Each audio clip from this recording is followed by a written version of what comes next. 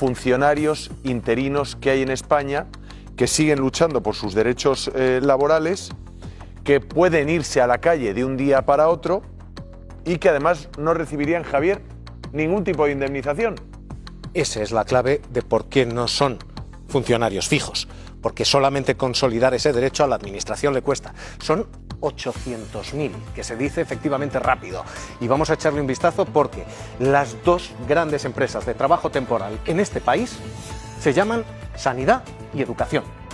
Esas son las dos grandes empresas de trabajo temporal en España. Las dos que debían sostener en esta pandemia el estado del bienestar. Esto es lo que tenemos, trabajadores interinos que debieran ser trabajadores temporales y contratados por cuestiones de urgencia y que llevan 15, 20 y 25 años en sus puestos de trabajo. Estas son las cifras, échenle un vistazo.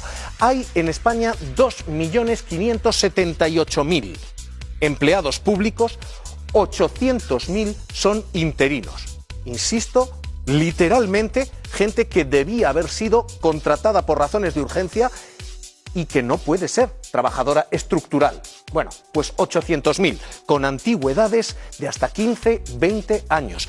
Lo que están viendo es la distribución de estos interinos por todo el Estado. Y todas las administraciones recurren a ellos. Hay 81.000 en la Administración Central del Estado, pero es que hay 210.000 en las autonomías y 310.000 en los ayuntamientos. Si echan una cifra, casi el 16% de los trabajadores del Estado, 16, son interinos, 14% interinos y 53% de los ayuntamientos interinos.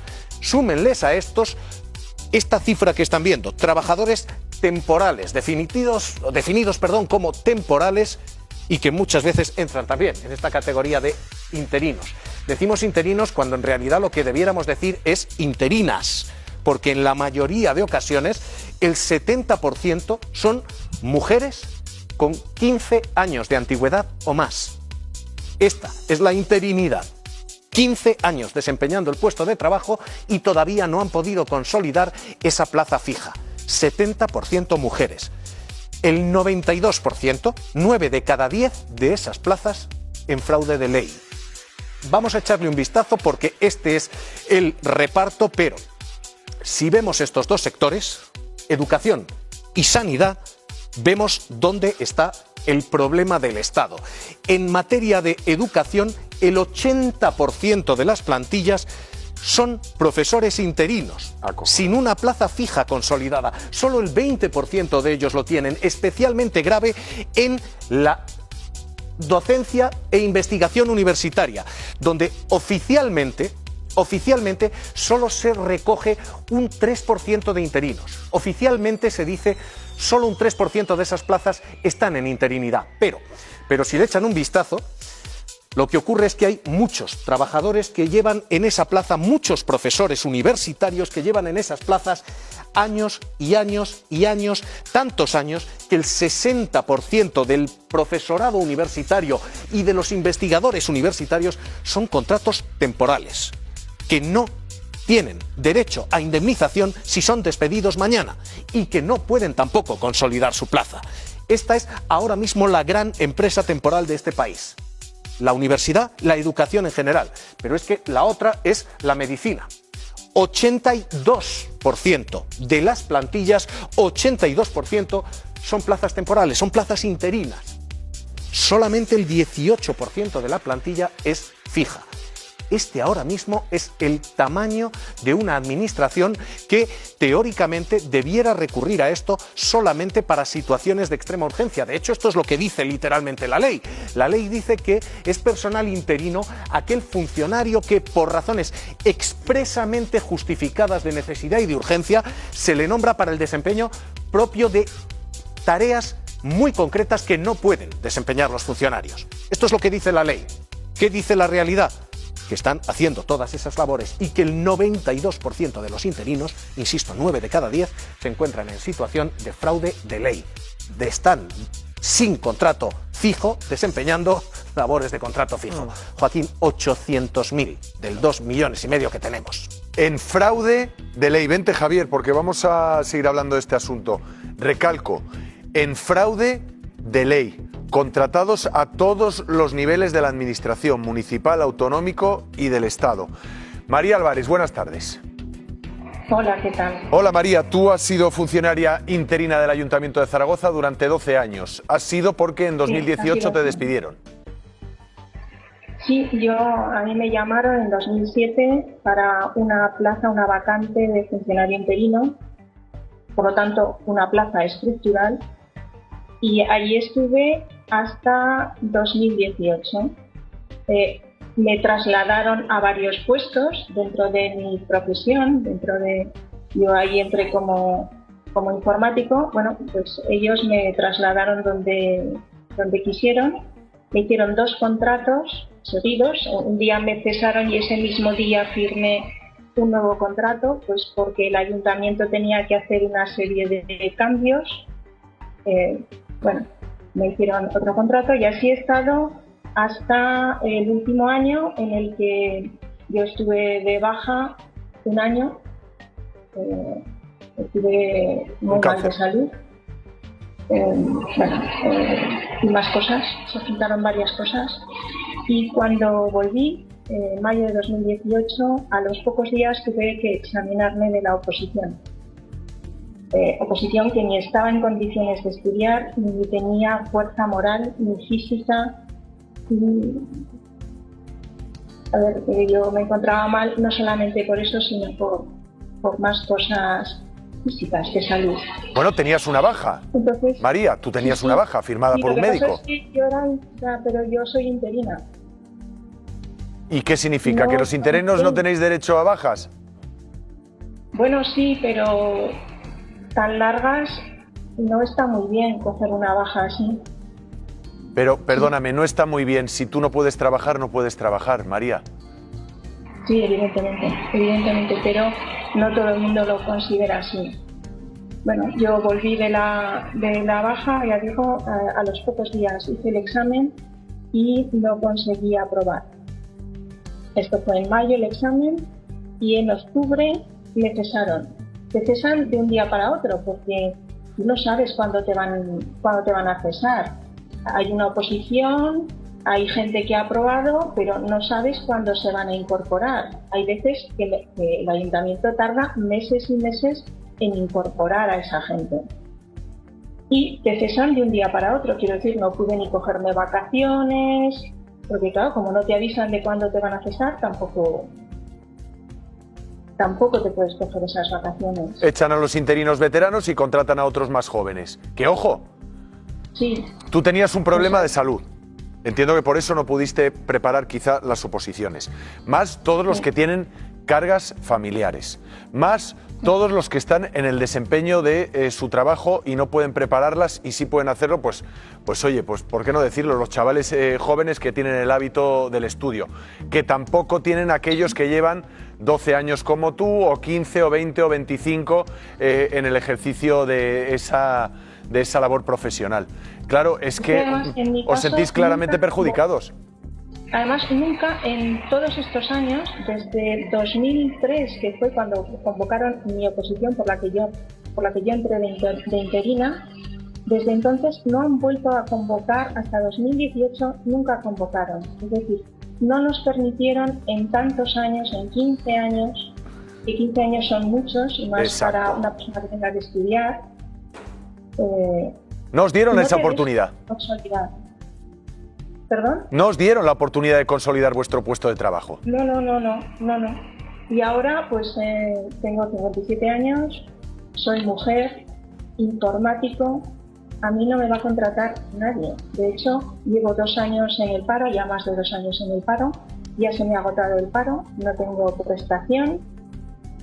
Bueno, voy a solicitar un subsidio para ver si me corresponde, si consideran que pueden dármelo, pero vamos, serían 400 euros. No tengo familia, no tengo recursos, tengo 10 años por delante para la edad de jubilación, estamos en medio de una crisis económica y pandémica sin precedentes, sin esperanza de nuevo contrato, con una hipoteca. No sé, además un piso de protección oficial que para venderlo tiene sus problemas. Sí. Bueno, pero si lo vendes te quedas sin techo, claro, es que eso tampoco es la solución. Es un problema muy importante. No solamente es mi caso, es el caso de muchísimos más. Hay muchas personas de mi edad, más jóvenes, pero yo tengo una edad que es realmente muy conflictiva. A partir de los 50 años y siendo mujer es realmente complicado encontrar trabajo. María. Además, considerando que a mí me cesaron, fui la única persona que cesaron. De todos los que suspendieron, que estaban interinos. No, tú tienes la sensación de que te cesaron porque tu baja médica había sido demasiado prolongada, a pesar de que podías justificarlo. No lo sé por qué fue. Pero fue muy curioso porque había muchas plazas vacantes. O sea, se quedaron sin cubrir muchas plazas que no se sacaron a oposición ni nada, porque todo el sistema de interinos es algo que tiene... Toda esta problemática de las interinidades es muy compleja, tiene un montón de aristas. Daría para un programa entero. María, te agradezco mucho. Pero quiero decir una cosa, sí. Que los interinos, se lo digo a los políticos, a todos esos que yo he solicitado hablar con ellos, a políticos, a sindicatos, a jefes de personal. Les digo que estamos unidos. Que los interinos ya estamos formando, y de hecho ya están formadas asociaciones, incluso a nivel nacional. CTPS es una asociación estupenda, que hay gente que ya nos está apoyando, que tenemos abogados entregados como Javier Arauz, que hay que agradecer. Pues María, ¿me vas a permitir que le salude a Javier? ¿Te parece bien? Porque si no me quedaré sin tiempo. Yo lo siento mucho, pero al final en la tele tenemos unos tiempos muy marcados. Yo te agradezco mucho que nos hayas contado tu caso. Voy a saludar a tu abogado, que no solo te representa a ti, sino a otros 7.000 interinos e interinas afectados por esta situación. Javier Arauz, buenas tardes. Hola, buenas tardes. Esto es un fraude de ley que afecta al 92% del personal interino que hay en este país, de los funcionarios interinos que hay en este país, que son 800.000, que se dice pronto. Esto es un fraude de ley, es un abuso de derecho y es una tragedia personal y familiar de muchas familias. Son detrás de 800.000 personas con edades que superan en muchos casos los 50 años, hay hijos, hay padres que dependen de ellos. La precariedad en el empleo, tener en cuenta que no solo implica una precariedad en el empleo, implica una precariedad personal, familiar, social. Los interinos no pueden pedir una hipoteca, por ejemplo, porque no tienen un empleo estable, por ejemplo, para comprar una vivienda. Pero además, detrás de la precariedad también hay otra cosa que es mucho más perversa, que es el abuso de la autoridad al trabajador. Lo ha explicado María muy bien. Es el miedo el que te obliga a incorporarte al trabajo aunque no estés todavía sana. Es el miedo el que te obliga a hacer lo que te dicen las autoridades administrativas, porque si no te amenazan con un despido que en España, en el sector público, es prácticamente libre y gratuito. Es decir, el abuso es también abuso interno, ¿no? Abuso de los empresarios. Precisamente por eso Europa no quiere empleo precario, por las dos razones que he explicado anteriormente. Y apunto algún dato más que a lo mejor se os ha olvidado. Mirar, los interinos, los temporales, son los que atienden los servicios públicos esenciales de este país. Es decir, están situados en aquellos servicios que son esenciales para que el país funcione. Os pongo unos ejemplos que a lo mejor son reveladores. Por ejemplo, en sanidad, ¿dónde están? Pues en sanidad están los servicios de urgencias o en las UCIs. En el SERMAS, por ejemplo, en Madrid, prácticamente el 95% de todos los hospitales de Madrid, todos los sanitarios que trabajan en las UCI, los que no se han salvado del COVID, son interinos, que además llevan trabajando de 9 a 25 años continuados. ¿De verdad que me puede decir que estos interinos no están preparados para servir o para prestar un servicio público de calidad? Cuando llevan, como me decía un médico interino del SERMAS, llevan 4 oposiciones. Atendieron los atentados del 11M, lo superaron, atendieron la gripe aviar y nos han atendido con el COVID. ¿De verdad alguien piensa que estos interinos hay que someterlos a un proceso selectivo para que acrediten el qué? Mérito, capacidad, más todavía de lo que han acreditado durante todos estos años?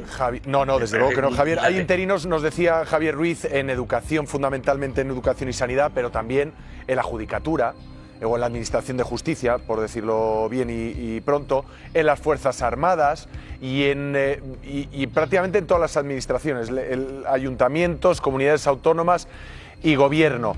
¿Es cierto que hay interinos que pueden estar 25 o 30 años en esa condición de interinidad?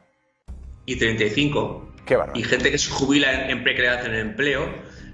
Yo tengo algunos clientes que se han jubilado ya siendo interinos, después de 35 años de servicios continuados en la administración.